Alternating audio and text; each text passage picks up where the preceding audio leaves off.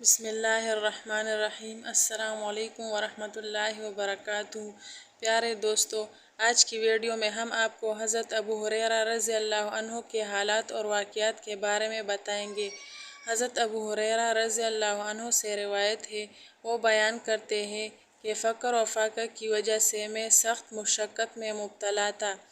پھر میری ملاقات حضرت عمر بن خطاب رضی اللہ عنہ سے ہوئی اور میں نے ان سے قرآن مجید کی ایک آیت پڑھنے کے لیے کہا۔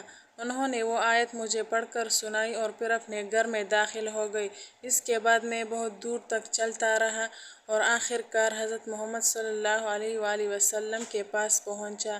اچانک نبی علیہ السلام نے مجھے دیکھا اور میرے سر کے سامنے آ کر کھڑے ہو گئے۔ آن حضرت صلی اللہ علیہ وآلہ وسلم نے فرمایا، اے ابو ہریرہ۔ میں نے کہا، حاضر ہوں یا رسول اللہ، تیار ہوں۔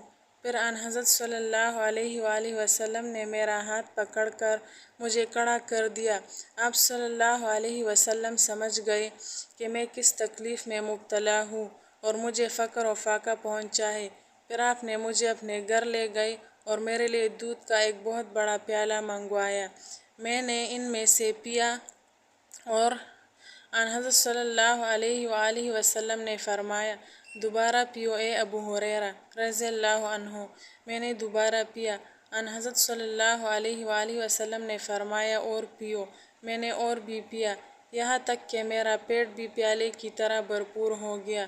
ابو ہریرہ رضی اللہ عنہ نے بیان کیا کہ پھر میں حضرت عمر رضی اللہ عنہ سے ملا اور ان سے اپنا سارا واقعہ بیان کیا اور کہا کہ اے عمر، اللہ تعالیٰ نے اسے اس ذات کے ذریعے پورا کر دیا جو آپ سے زیادہ مستحق تھی۔